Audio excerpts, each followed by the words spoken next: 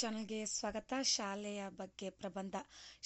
ಬಗ್ಗೆ ಪ್ರಬಂಧದ ವಿಡಿಯೋ ಇಷ್ಟವಾದಲ್ಲಿ ಪ್ಲೀಸ್ ನಮ್ಮ ಚಾನಲ್ಗೊಂದು ಲೈಕ್ ಮಾಡಿ, ಸಬ್ಸ್ಕ್ರೈಬ್ ಮಾಡಿ, ಶೇರ್ ಮಾಡಿ ಅಂತ ಹೇಳ್ತಾ, ಪೀಠಿಕೆ ಶಿಕ್ಷಣವು ಪ್ರತಿಯೊಬ್ಬ ವ್ಯಕ್ತಿಯ ಜೀವನದ ಪ್ರಮುಖ ಭಾಗವಾಗಿದೆ. ನಮಗೆ ಶಿಕ್ಷಣವು ಸಿಗುವುದು ಶಾಲೆ ಎಂಬ ದೇವಾಲಯದಲ್ಲಿ.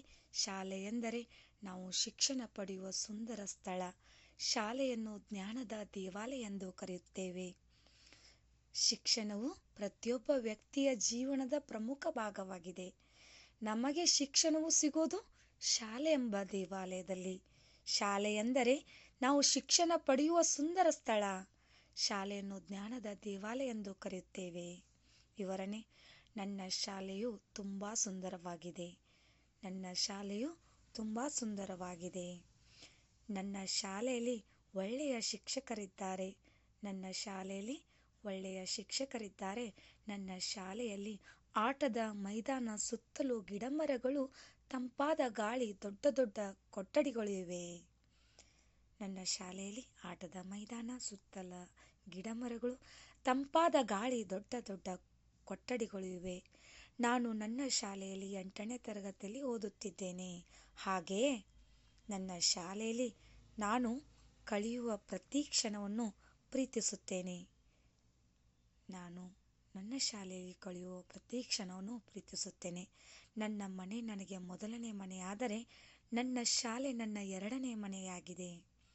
ನನ್ನ ಮನೆ ನನಗೆ ಮೊದಲನೇ ಮನೆಯಾದರೆ ನನ್ನ ಶಾಲೆ ನನಗೆ 2ನೇ ಮನೆಯಾಗಿದೆ. ನಾನು ನನ್ನ ಹೆಚ್ಚಿನ ಸಮಯವನ್ನು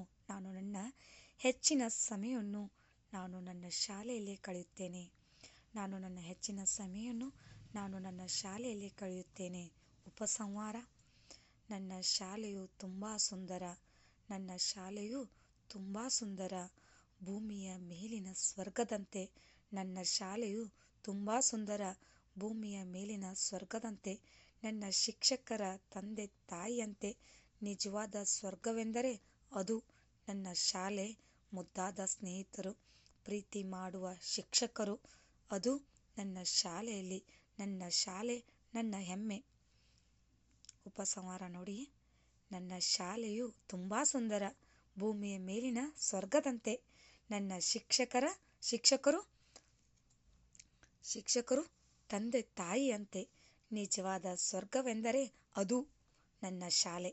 ಮುದ್ದಾದ ಸ್ನೇಹಿತರು, ಪ್ರೀತಿ ಮಾಡುವ ಶಿಕ್ಷಕರು, ಅದು ನನ್ನ ಶಾಲೆಯಲ್ಲಿ. ನನ್ನ ಶಾಲೆ ನನ್ನ ಹೆಮ್ಮೆ ಅಂತ ಹೇಳ್ತಾ, ಶಾಲೆಯ ಈ ಒಂದು ಪುಟ್ಟ ಪ್ರಬಂಧದ ಬಗ್ಗೆ ವಿಡಿಯೋ ಇಷ್ಟವಾದಲ್ಲಿ ಪ್ಲೀಸ್ ಲೈಕ್ ಮಾಡಿ, ಸಬ್ಸ್ಕ್ರೈಬ್ ಮಾಡಿ. Thank you. ಧನ್ಯವಾದಗಳು.